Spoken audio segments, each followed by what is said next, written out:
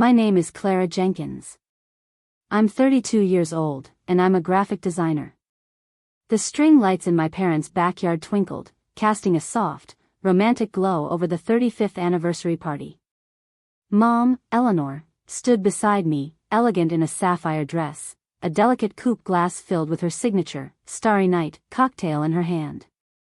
Dad, Robert, was across the lawn, laughing a little too loudly with Brenda, Mom's best friend since college. I watched him, a familiar knot tightening in my stomach. Then, he took Brenda's hand, pulled her gently behind a large oak tree near the gazebo, and in the fleeting shadows, he kissed her. It wasn't a quick, accidental brush. It was a lingering, undeniable kiss. My breath hitched. I turned to Mom, ready to gasp, to point, to shield her from the sight. But she wasn't looking at me. Her gaze was fixed on the oak tree, a faint, almost serene smile playing on her lips. She took a slow sip of her drink, then leaned in, her voice a calm whisper against the murmur of the party. "Don't worry, honey," she said, her eyes still on them. "The best part's coming." My initial shock was so profound it felt like a physical blow. My mother, my elegant, composed mother, had just watched her husband kiss her best friend, and her response was a cryptic promise of a best part. I wanted to shake her, to demand an explanation, but her composure was absolute, almost unnerving. To understand why she said that, why she wasn't crumbling right there, you need to understand the carefully constructed world my parents had lived in for decades. Their marriage, from the outside, was a portrait of success. Dad was a charming, charismatic real estate developer, always the life of the party, always with a grand story. Mom was the perfect hostess, the supportive wife, the woman who made everything beautiful, from our home to her famous, Starry Night, cocktails served in those delicate coupe glasses. But even as a child, I'd sensed the performance. Dad's charm often felt like a shield, deflecting genuine connection. Mom, beneath her gracious exterior, held a quiet intensity, a deep well of observation that rarely surfaced. Brenda had been a fixture in our lives since before I was born. She and Mom had been roommates in college, inseparable. Brenda was vivacious, loud, a stark contrast to Mom's quiet grace. Dad always seemed to enjoy Brenda's company a little too much, his hand lingering on her arm, his jokes aimed directly at her. Mom would just smile, a tight, polite curve of her lips that never quite reached her eyes. I remember one summer when I was home from college, maybe 10 years ago. I'd walked into the kitchen and heard hushed, tense voices from the living room. It was Mom and Dad. "Discretion, Robert, that's all I ask," Mom had said, her voice unusually sharp. Dad had scoffed. "Eleanor, you're being overly sensitive. Brenda is our friend. And you know how I am." He dismissed it, as he dismissed so many things, with a wave of his hand and a flash of his charming smile. Later that afternoon, I saw Brenda's car in our driveway, but Mom's car was gone. When I asked where Mom was, Dad said she was at her painting class. It struck me as odd that Brenda would be waiting alone for Mom, but I brushed it off. Over the years, Mom started to cultivate her own life more overtly. She enrolled in serious art classes, not just casual painting groups. She began volunteering at the local botanical garden, spending hours tending to exotic plants. Dad would make light of it, calling her my little artist or my earthy goddess, but there was a subtle edge to his jokes. He seemed annoyed by her newfound independence, by the fact that she wasn't always available to cater to his social whims or listen to his endless work anecdotes. Her Starry Night cocktails, once a staple at every gathering, became rarer. She still had the beautiful coupe glasses, but they often sat unused in the cabinet, waiting for a special occasion that seemed to only exist in her memory. A year ago, Mom announced she was taking a sabbatical from her volunteer work to focus on a large painting commission. Dad was surprisingly supportive, or at least, he acted it.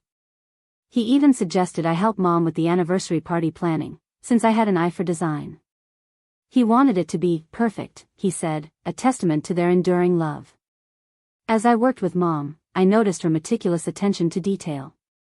She insisted on a specific layout for the backyard, placing the main dining area closer to the house, and a smaller, more intimate seating arrangement near the gazebo and the old oak tree.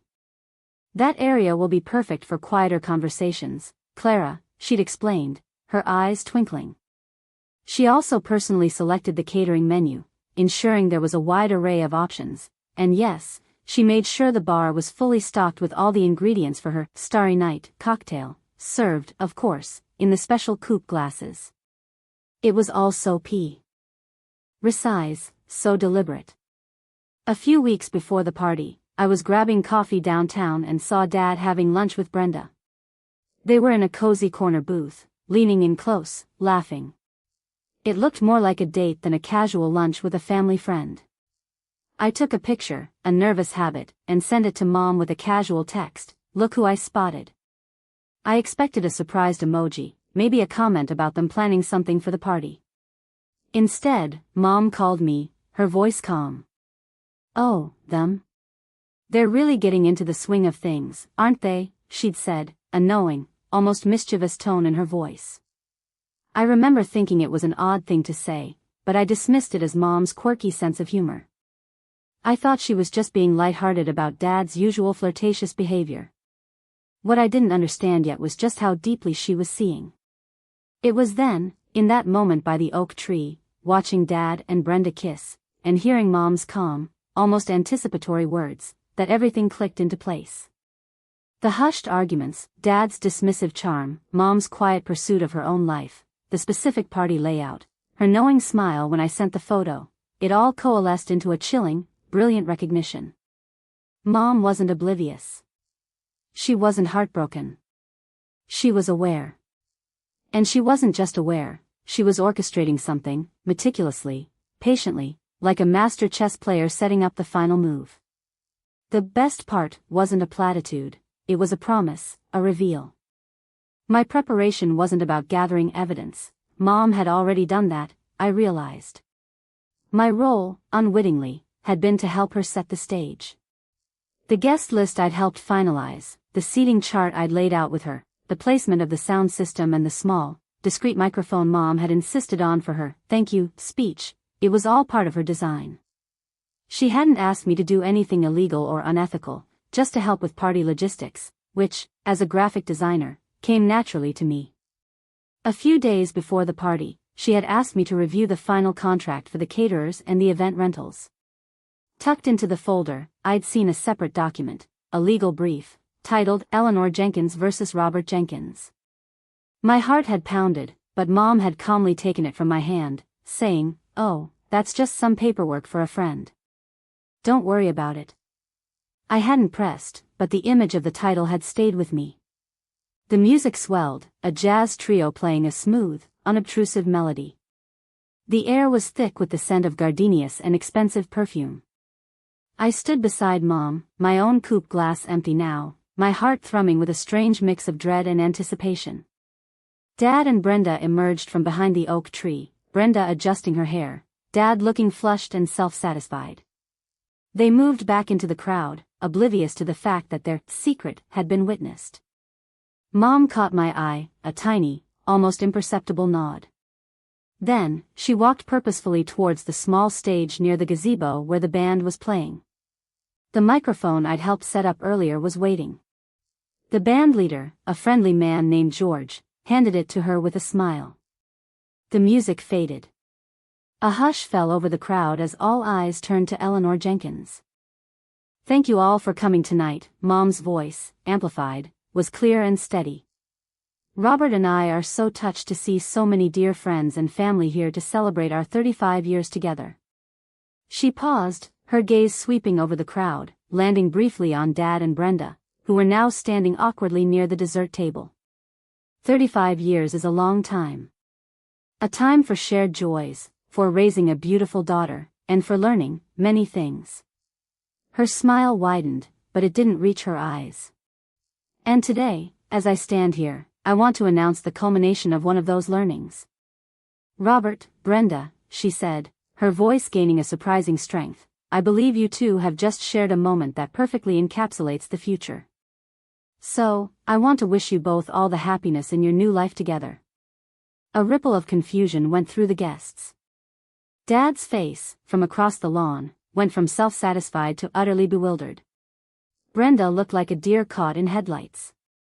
Mom continued, her voice unwavering. Because as of this morning, Robert and I are officially separated, and our divorce papers were filed first thing.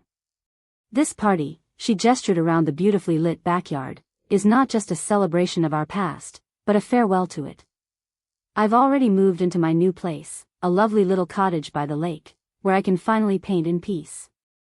She paused again, letting her words sink in, the silence of the crowd almost deafening.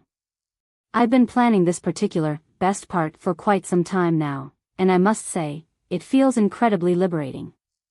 With a final, serene smile, she handed the microphone back to George, who looked absolutely stunned. She then walked off he stage, past the bewildered band, and straight towards the bar, where she poured herself another, Starry Night, cocktail into a fresh coupe glass. The aftermath was a whirlwind. Dad, his face crimson with rage and humiliation, tried to confront Mom, but she simply turned her back, dismissing him with a cool wave of her hand. Brenda, mortified, tried to slink out, but her exit was anything but discreet. Guests murmured, some rushing to Mom's side with hugs and whispered congratulations, others keeping a wide berth from Dad, who was left standing alone, his carefully constructed image shattered in front of everyone he knew. Within the week, Mom was fully moved into her new cottage. Her lawyer, whose name I recognized from the legal brief I'd seen, was incredibly efficient. It turned out Mom had been meticulously documenting Dad's financial indiscretions and his long-standing affair with Brenda for years. The kiss at the party, while dramatic, was merely the public announcement, the final, undeniable proof for the social circles they inhabited. Dad tried to fight the divorce, but Mom had all her ducks in a row. He lost a significant portion of his assets, and his reputation in the community was severely damaged. Many of his business partners, who also attended the party, quietly distanced themselves. My relationship with Mom transformed. The quiet strength I'd always sensed in her had burst forth, revealing a woman of incredible resilience and strategic brilliance. She never gloated, never celebrated maliciously. She simply reclaimed her life, pursuing her art with a newfound passion. Dad tried to win me over, to paint Mom as the villain, but I saw through it. I set firm boundaries, refusing to be drawn into his drama. Months later, I visited Mom at her new cottage. It was smaller than our old house, but filled with light and her vibrant paintings. The air smelled of turpentine and fresh flowers. She was working on a large canvas, her brow furrowed in concentration. On a small side table, next to a window overlooking the lake, sat a single, delicate coupe glass. It wasn't filled with a cocktail, though. Instead, a single, perfect white rose rested inside it, its petals unfurling gently. I picked it up, feeling the cool curve of the glass in my hand. The best part, I realized, was never about the drama. It was about her finally choosing herself.